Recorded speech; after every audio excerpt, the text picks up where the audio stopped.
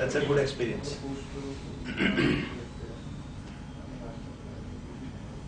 हाँ, मैं उसी पे आ रहा हूँ। एक जो सबसे बड़ा जो इंडस्ट्री में प्रॉब्लम होता है वो ये होता है कि सब एक दूसरे के ऊपर डालते रहते हैं काम। गलती हुई तो सब उसने कर दिया, अच्छा हुआ तो मैंने किया, कुछ खराब हो गया तो उसने कर दिया था इसलिए नहीं हुआ। तो ये हमारी कंपनी में भी होता था, बहुत होता था, कोई ऐसा अपवाद नहीं था, एक्सेप्शन नहीं था। And I was not happy on this, so I found a way. मैं ये करीब 2000 की बात होगी। I told people that now जो मेरा नेक्स्ट इंक्रीमेंट जो आपका होगा उसमें आपके जो 5 कलीग्स हैं वो आपको रिकमेंडेशन देंगे और उनके रिकमेंडेशन के बेस पे आपका इंक्रीमेंट होगा। मतलब कि अगर 5 कलीग हैं आपकी सैलरी बढ़ानी तो आपके 5 कलीग आपका रिकमेंड करेंगे कि इस आदमी की सैलरी 10% बढ़ाओ या 15% बढ़ाओ, तब आपका इंक्रीमेंट होगा। तो लोग परेशान हो गए, बोलते ऐसा कैसे, मैं तो यार उसके साथ झगड़ा करता हूँ, ये तो आदमी मेरा इंक्रीमेंट कम ही बताएगा। तो बोलते नहीं साहब ये तो कभी नहीं चलेगा साहब, ये तो पॉलिसी कभी नहीं चलेगी और आपको चेंज करनी पड़ेगी। मैंने बोला मैं चेंज नहीं करूंगा, आपको चेंज करना है आप कर लो, मैं चेंज नहीं करूंगा। मैंने एक बार डिसीजन ले लिया तो ले लिया, मुझे मालूम है कि इसमें आपका भला है। यू वोंट बिलीव, किसी ने 1 महीना 2 महीना इंक्रीमेंट नहीं उठाया। एंड आई वॉज डिटरमाइंड कि जब तक लोग नहीं एक्सेप्ट करेंगे मैं किसी का इंक्रीमेंट नहीं करूंगा, छोड़ के जाना चले जाओ बट इंक्रीमेंट नहीं करूंगा। 2-3 महीना जब उन्होंने नहीं लिया उसके बाद में उनका भी थोड़ा सा हवा ढीली होने लगी, तो आए मेरे पास 3-4 आदमी मिलके कि साहब अच्छा चलो ठीक से समझाइए, हमारी समझ में नहीं आया है, एक बार समझाइए तो सही। मैंने उनको बताया कि देखो तुम एक डिपार्टमेंट में 6 लोग हो, आपका सैलरी 5 लोग के रिकमेंडेशन बढ़ेगा, इसी तरह से आप दूसरे के बारे में रिकमेंड करोगे। तो बोलते हैं साहब अगर हमारा आपस में झगड़ा हो रहा है तो वो तो मेरे सैलरी कम ही बताएगा। तो मैंने कहा एक काम करो, तो बदला उतार लेना, तुम उसकी सैलरी कम करवा देना, तो तुम्हारा बदला पूरा हो जाएगा। तो जब उनको ये समझ में बात आई कि साला ये तो हमारा ही नुकसान है, अगर हम लोग मिलके काम नहीं करेंगे तो मैं इसकी सैलरी कटवाऊंगा, ये मेरी सैलरी कटवाएगा, हमारी सैलरी कम हो जाएगी, कंपनी का फायदा हो जाएगा। तो उनकी समझ में आ गई बात कि साहब अल्टीमेटली अगर हम साथ में मिलके काम नहीं करेंगे तो हमारा नुकसान है, कंपनी का नहीं। And you won't believe today the situation is this कि मैं अगर जाके वो बोलता हूँ ये क्या गड़बड़ है, क्यों किया ये, क्यों खराब हो गया ये, जो आदमी वहां खड़ा है उसको डांट पड़ जाती है। इतने में दूसरा तरफ से आदमी आएगा, बोलता है साहब उसकी गलती नहीं मेरी गलती थी, उसको बेचारे को आपने डांट दिया फालतू में। So this is the environment which I have created in my company, and that's how you make them feel कि साहब ये मेरी कंपनी है। आज क्यों ऐसा होता है कि जब सब लोग खाना खा लेते हैं उसके बाद मैं खाना खाता हूँ, उनको लगता है कि घर में हमारे एक बाप जैसा आदमी है कि जो देख रहा है कि हम भूखे नहीं बैठे हैं। आज आधी रात को हम किसी को बुलाते हैं तो आधी रात उल्टा होके आता है और काम करता है। एक बार विश्वास में आपको छोटे छोटे से एग्जाम्पल दूंगा तो आपको सही में रोना आ जाएगा। एक हमारा डिजाइन डिपार्टमेंट में इंजीनियर था, उसका मेरे साथ झगड़ा हो गया, मैंने उसको डांट दिया, कुछ गलती कर रहा था तो मैंने डांट दिया उसको, गुस्से में चला गया घर, बहुत गुस्से में चला गया। अगले दिन आया, रेजिग्नेशन लेटर लिख के लाया और हमारे पोस्ट बॉक्स में डाल दिया। फिर उसके बाद 5 मिनट बाद चाबी लेके गया, पीछे से खोला, रेजिग्नेशन फाड़ दिया। लोगों ने उसको पूछा यार ये ऐसा क्यों किया है तुमने, या तो रिजाइन नहीं करना था, रिजाइन किया तो फाड़ा क्यों?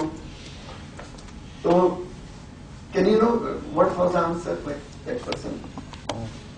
वो बोलता है साहब मेरा झगड़ा साहब से हुआ था, गुस्सा मेरा साहब से था तो इसलिए मैंने रिजाइन किया, कंपनी से तो झगड़ा नहीं था ना मेरा, तो इसलिए मैंने पीछे निकल के फाड़ दिया, तो मेरा गुस्सा भी ठंडा हो गया, साहब का गुस्सा भी खत्म हो गया, कंपनी का भी नुकसान नहीं हुआ। नाउ टेल मी, जिस कंपनी में ऐसे लोग भावना रखते हैं तो मैं उससे कहां बाहर निकल सकता हूं? मेरा लोगों के साथ बहुत झगड़ा होता है काम में, लेकिन सबको मालूम है कि सब साहब काम के टाइम में अलग हैं और काम के बाद अलग हैं। तो ये जो भावना है वो बहुत इंपॉर्टेंट है, ये डेवलप करनी पड़ती है कंपनी में, और डेवलप करने के लिए you have to lead by example. ऐसे कितने हजारों किस्से मैं आपको सुनाऊंगा, आप बोलोगे कि सब ये कहानियां सुनाने बैठे हैं, but this is the fact. You cannot lead without example. Today's term, everybody is watching you. ये जो बताया कि सर मैं अपने घर में, मैंने कसम खाई थी कि जब तक हर एक आदमी के पास अपना घर नहीं होगा तो मैं अपना घर नहीं खरीदूंगा। उसका ये रीजन था कि जब हमने शुरू किया तो रिसेशन पीरियड था, और रिसेशन पीरियड में आगे बढ़ने के लिए आपको कुछ ना कुछ कमिटमेंट करना पड़ता है, नहीं तो अकेले तो आप चला नहीं सकते हैं कंपनी को। आपकी कंपनी में 400 लोग हैं, अगर वो रिसेशन के टाइम से आपसे अलग हो जाएंगे तो आपकी कंपनी तो डूब ही जाएगी। तो अल्टीमेटली कौन उस कंपनी को उस गड्ढे से बाहर निकाल के लाएगा? आप नहीं लाएंगे, वो लोग सब लोग मिलकर लाएंगे। तो ये कमिटमेंट बहुत जरूरी होता है। उनको लगता है कि नहीं, जो साहब जो मालिक हमारे बारे में इतना सोचता है, हम उसको कैसे गड्ढे में डाल के जा सकते हैं। तो ये एक छोटी सी स्टेप है, वो कॉन्फिडेंस बिल्डिंग करने में हेल्प करती है आपकी।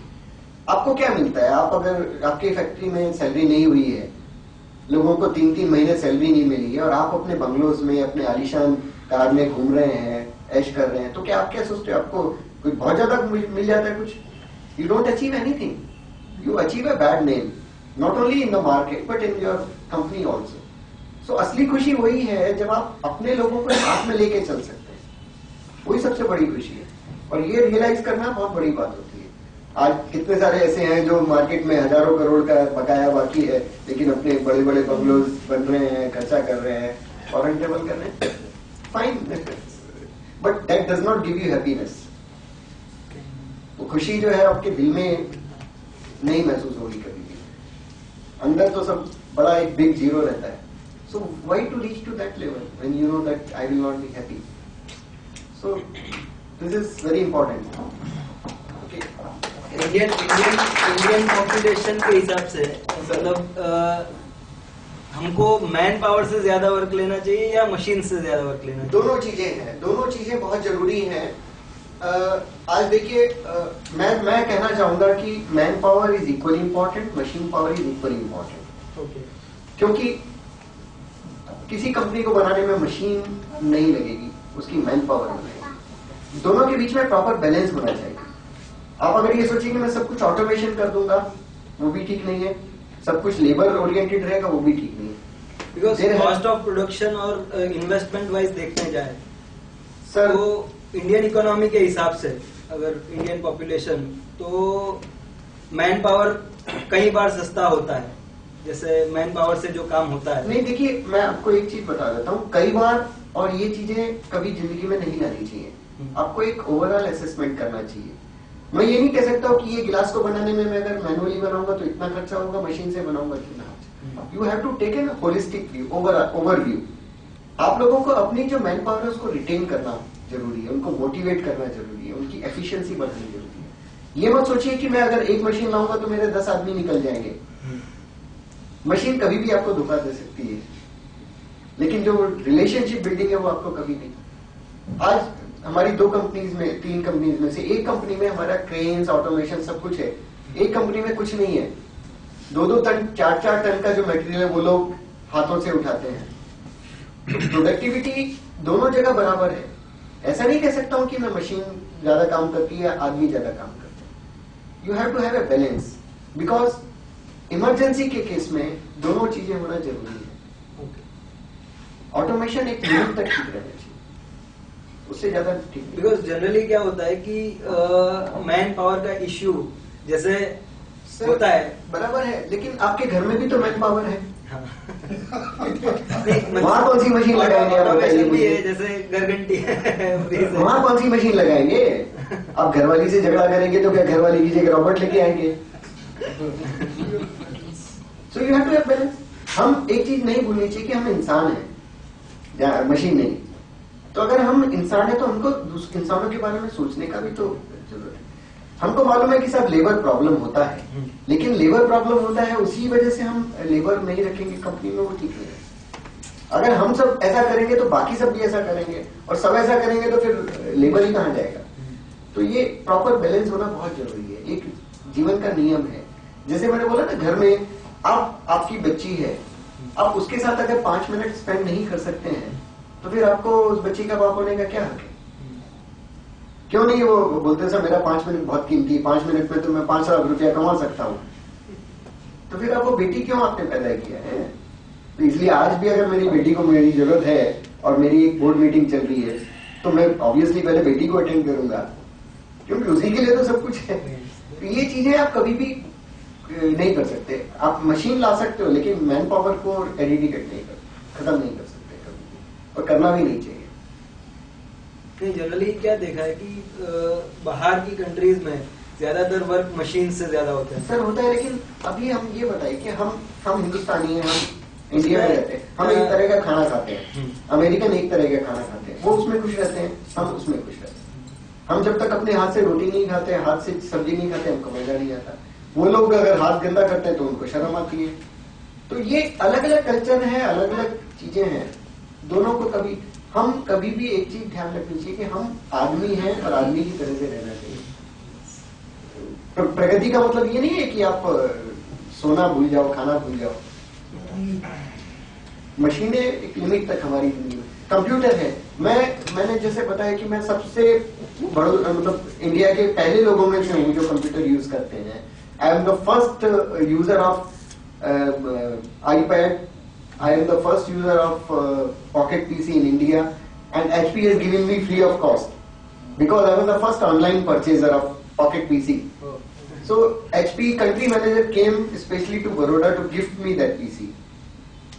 I was the first person to order online laptop. Armada उन दिनों में Armada 500 E500 होता था, 1,75,000 का, and then I was given free of cost by HP.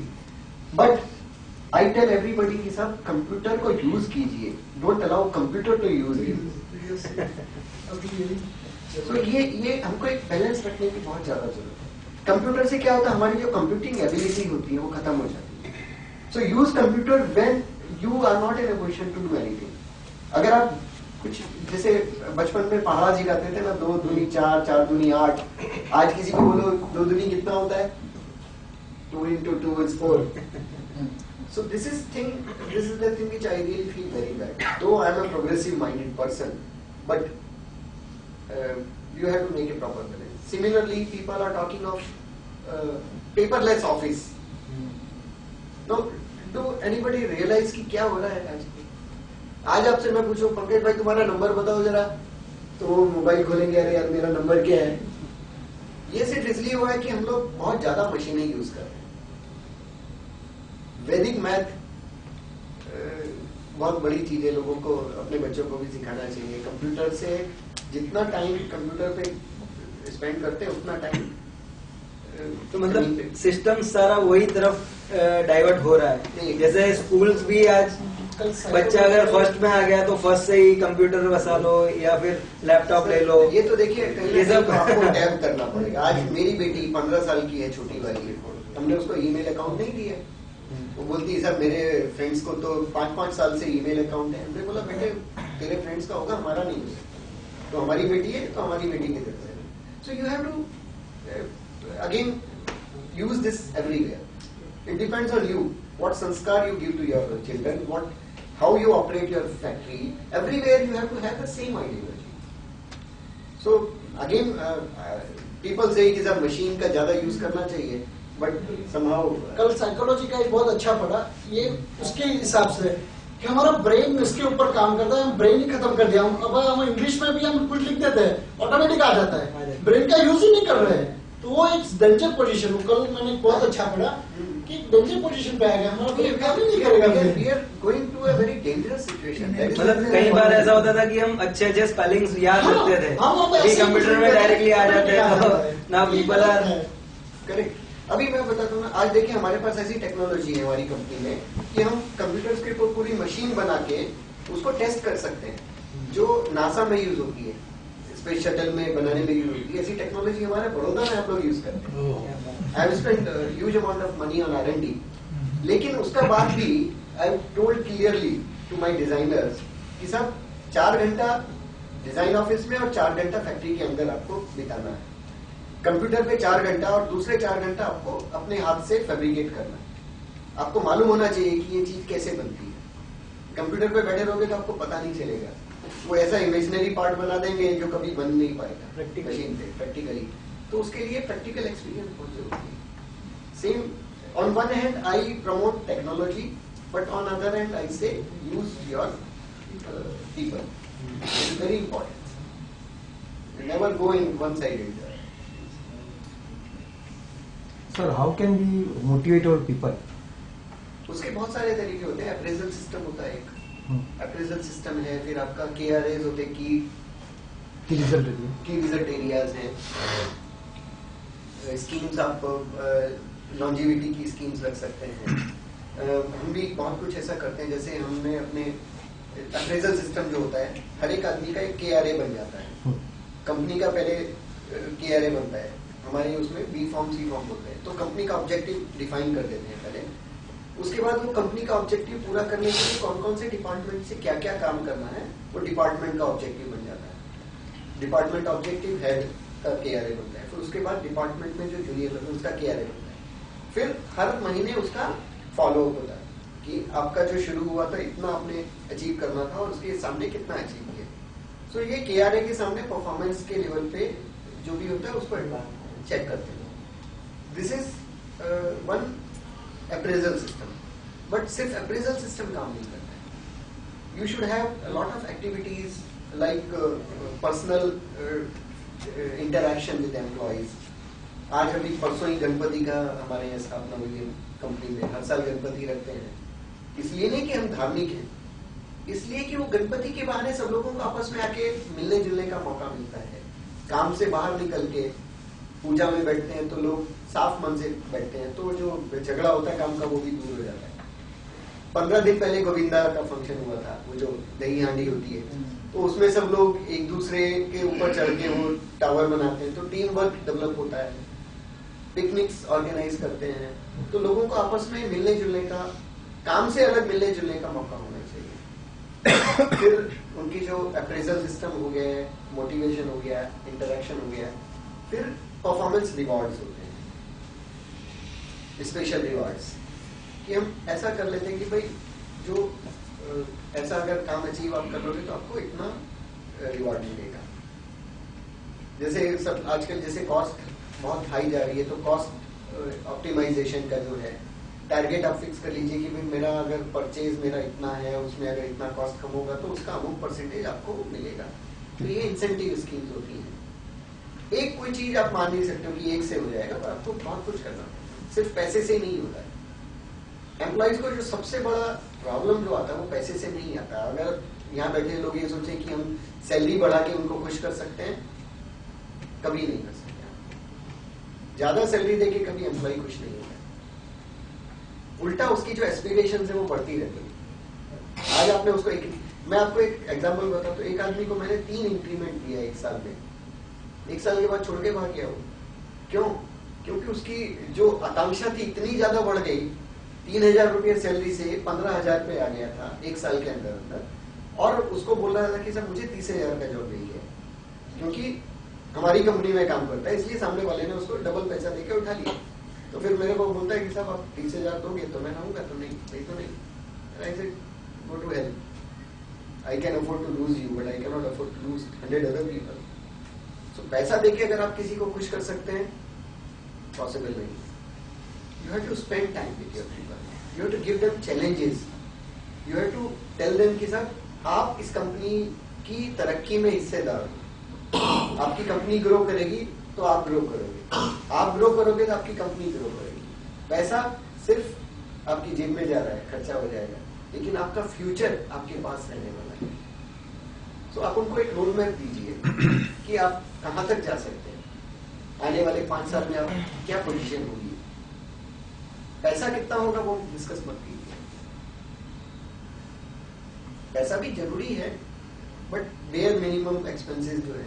नहीं तो आप ज्यादा पैसा दोगे तो वो फालतू खर्च में कर देगा और उसके बाद और ज्यादा मांगेगा. उसकी कोई लिमिट नहीं. और आखिरी सवाल. इनका हायरिंग पीपल का एक टेक्निक है, मतलब पूरा प्रोसेस वो जरा बताइए सर. नहीं पता है. हायरिंग जो है, हम लोग एक्चुअली जो हायरिंग करते हैं उसमें बहुत सारी चीजें हम लोग करते हैं. हम we use a profiling system. Personal profiling system. वो पर्सनल प्रोफाइलिंग कैसा है कि आदमी का जो हिस्ट्री है उसकी और फ्यूचर थिंकिंग, ये सब उस सॉफ्टवेयर में आ जाता है। He has to fill up a form and that form we analyze with the help of a software that is called profiling software। वो प्रोफाइलिंग सॉफ्टवेयर से आपको पता चल जाता है कि आदमी की जो 4 कैरेक्टरिस्टिक्स हैं उसमें से कौन सी डेवलप है किस डायरेक्शन में। DISC प्रोफाइल उसको बोलते हैं, ड्राइव, इन्फ्लुएंस, स्टीडीनेस एंड कंप्लायंस। तो हर एक आदमी की जिंदगी में 4 एस्पेक्ट होते हैं। ड्राइव एंटरप्रेन्योरशिप का जो ड्राइव है, इन्फ्लुएंस बोलने की जो क्षमता है, लोगों को कन्विंस करने की क्षमता, स्टीडीनेस स्टेबिलिटी के लिए होता है, और कंप्लायंस रूल्स रेगुलेशंस के लिए होता है। तो ये आदमी की जो कैरेक्टरिस्टिक्स होती है उसके हिसाब से हम उसका काम का एरिया डिसाइड करते हैं। किसी आदमी में डी ज्यादा होता है, आई कम होता है, एस ज्यादा होता है, कंप्लायंस ज्यादा होता है, तो ऐसे आदमी अकाउंट्स में ज्यादा अच्छे रहेंगे, और वो अगर मैकेनिकल काम कर रहा है तो he will be big failure.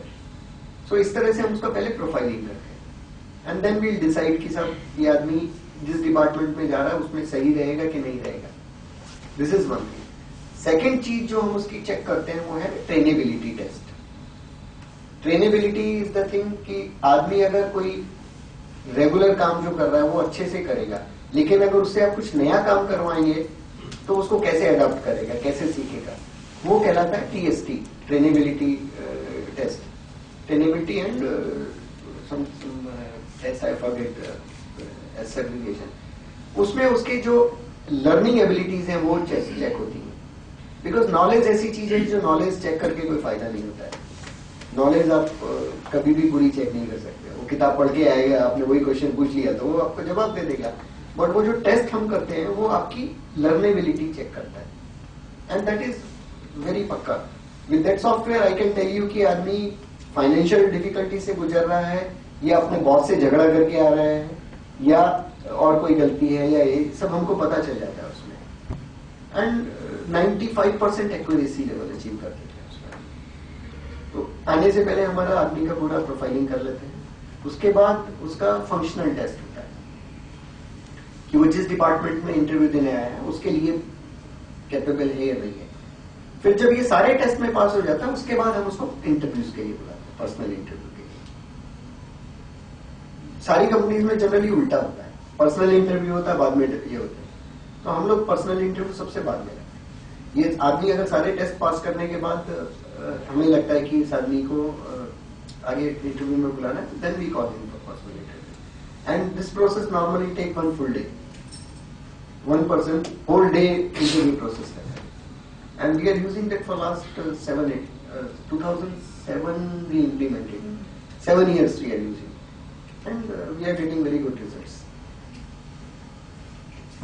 बहुत elaborate test होता है।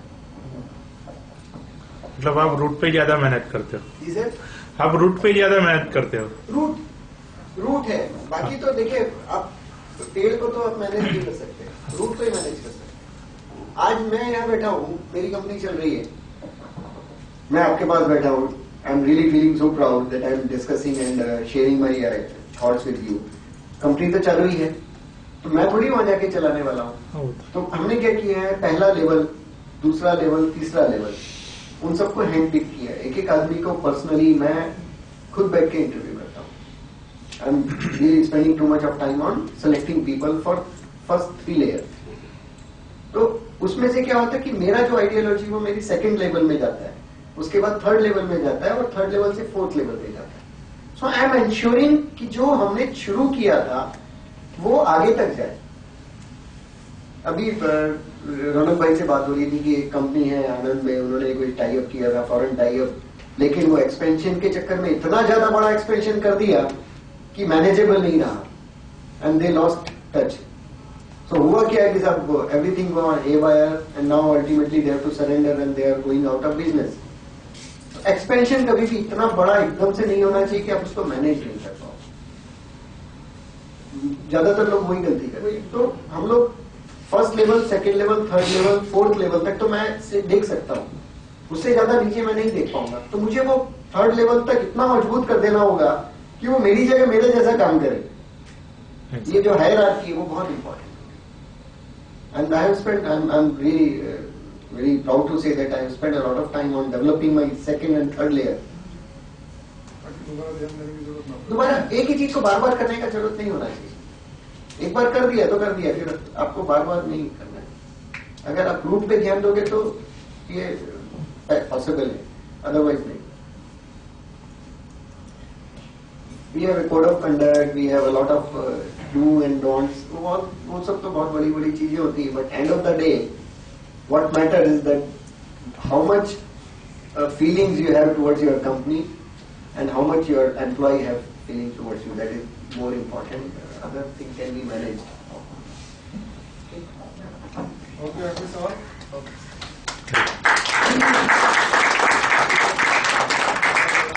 पूरे परिवार की तरफ से एक टोकन ऑफ लव हमारी तरफ से।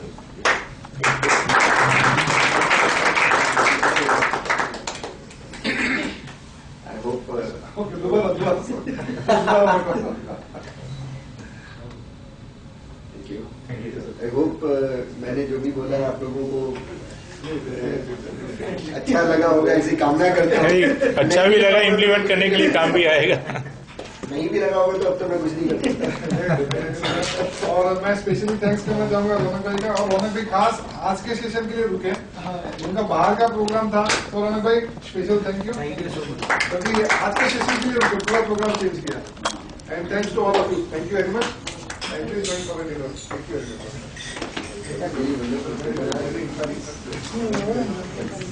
Giving me this opportunity.